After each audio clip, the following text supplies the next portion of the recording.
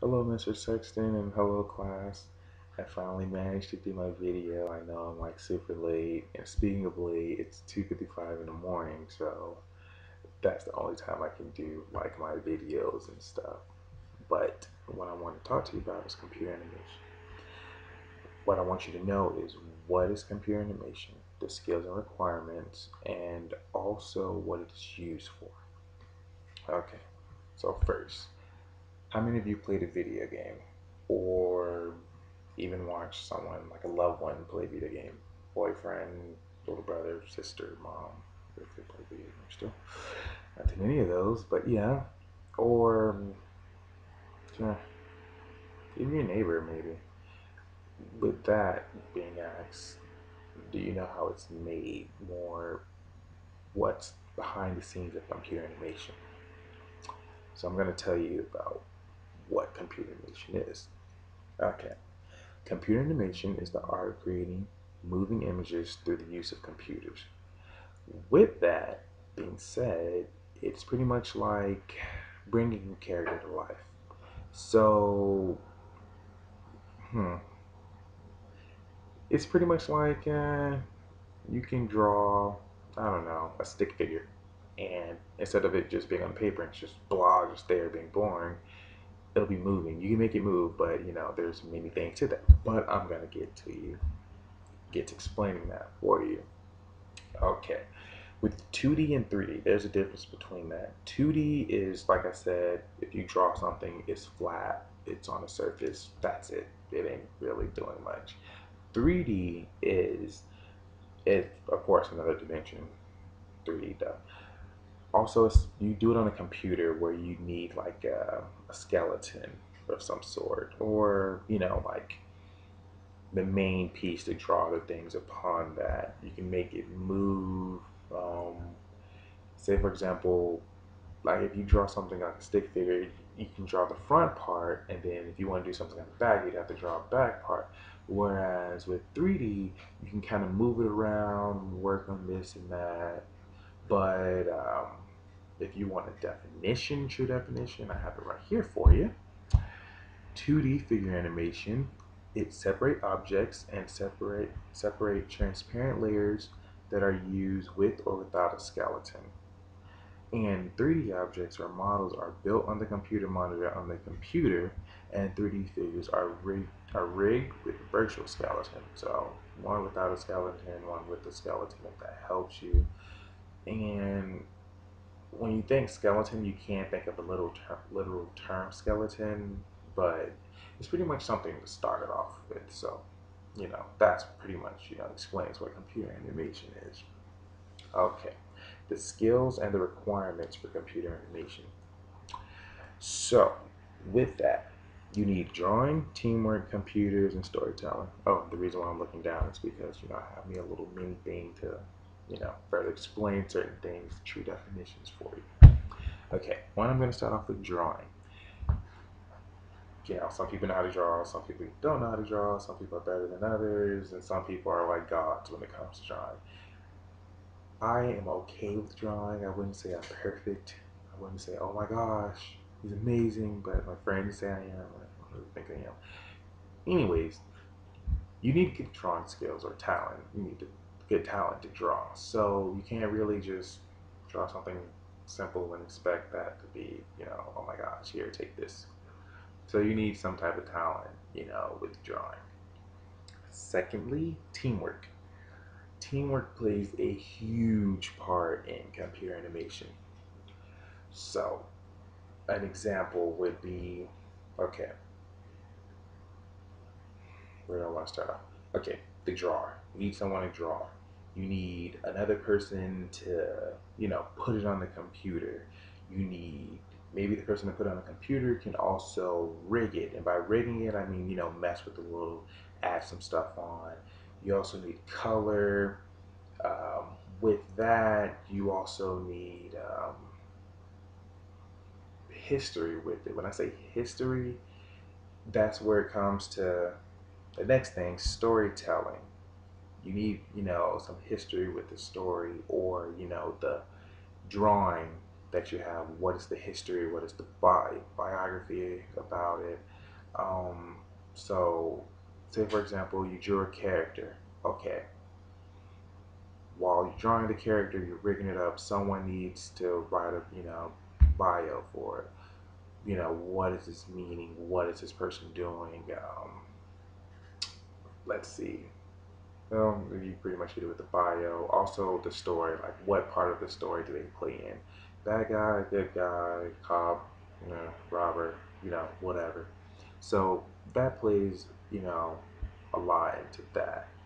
And when I say teamwork, it doesn't just go there, just, a lot of people in the room. There's been a lot of games where they needed international help. So, say for example, you were here in the United States and you wanted, more history with, let's say, Italy.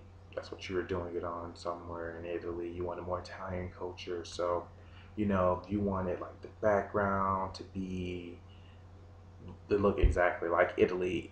You can. You can. You just, I guess, need their help more. And also with the language with it. So if you wanted more Italian language with it, I'm giving you an example. You can do that. So you may need help from that part of the world with your video game.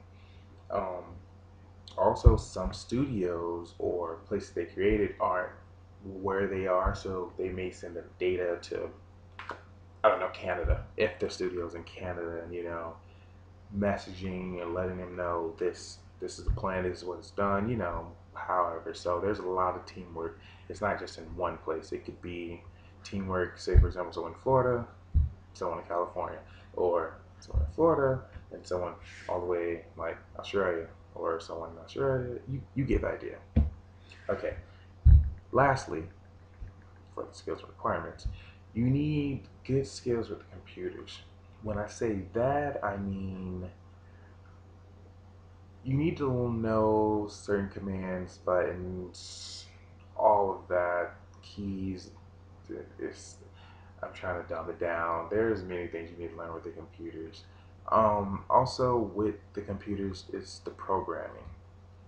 So, certain programs you need to be aware of or know how to use. One that I can tell you about is the Maya or Maya, however they pronounce it, where it's from, whatever.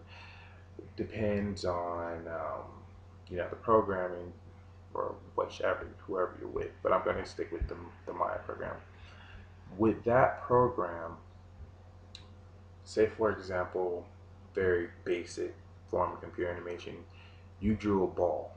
You wanted the ball to bounce. So from here, going up, down, going up, down. So with that, once you draw it, back then they used to do scenes. So for that, they would draw maybe 16 scenes just for the ball to bounce. Whereas with the programming, you can reduce that. So once you draw the scenes in it, it'll merge the scenes, and with that, you can add lighting, shadow, and you can even do color, add sound, background effects with it. Um, you can just do a bunch of things with the Maya program instead of, just drawing it and it's just playing and it's just bouncing. So there's many things you do that. So once you learn how to use the program and the computer that you're using, it also helps you, with that too. I believe that's probably, once you get it out of the way, everything should be smooth sailing from there. Yeah. It's kind of like learning how to use a new computer. I still don't even know how to use the Mac computer. But, okay, now to the good stuff. I'm going to let you know how computer animation is used. So this is the part where I'm just going to go rally on about everything I like about it. Okay, video games. No, I'm not a nerd, but every guy likes a decent amount of video games. I'm just saying. My favorite is Mortal Kombat, so we're going to do Mortal Kombat, and also I like Assassin's Creed, so we're going to do both of those. So, with computer animation, you know how you see some video games, they make a move, they do certain weird things, certain powers, certain whatever on video games.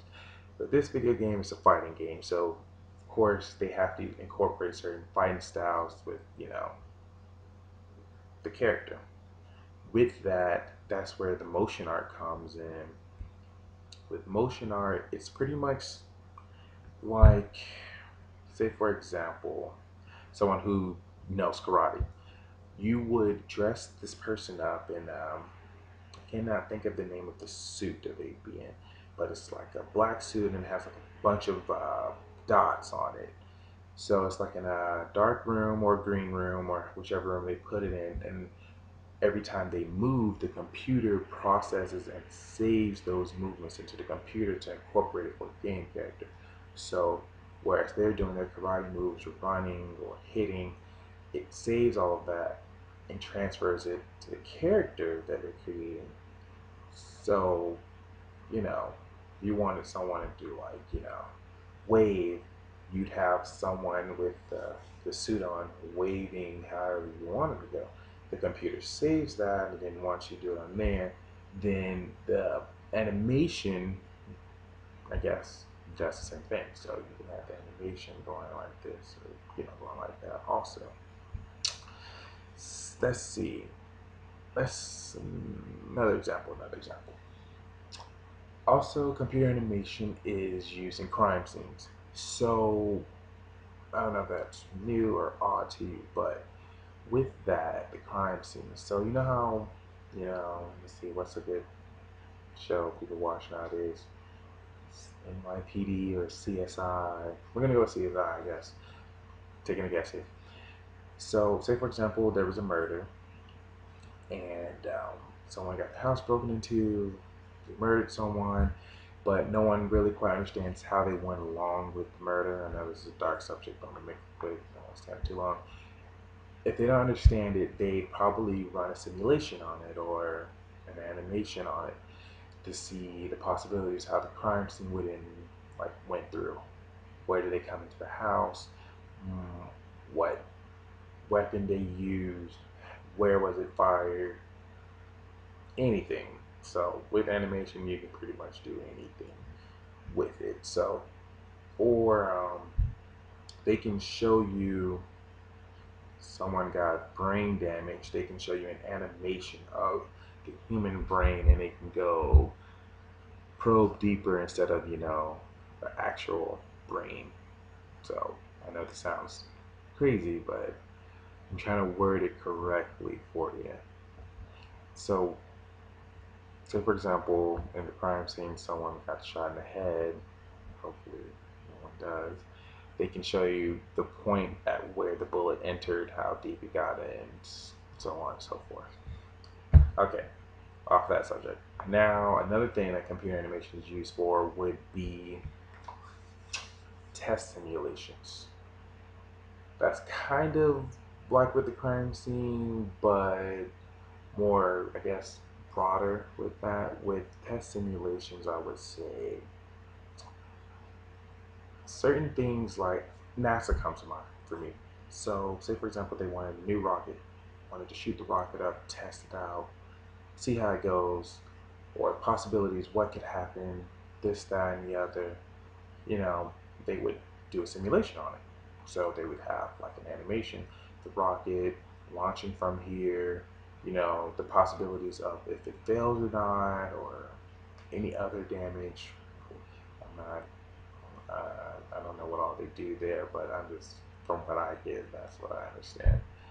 So many other things. Or, for example, someone want to test out something that's pretty dangerous that they can't really do out in the open, or just can't really just do right then and there, because it can cause them harm and it can cause people around them harm and the environment, all that.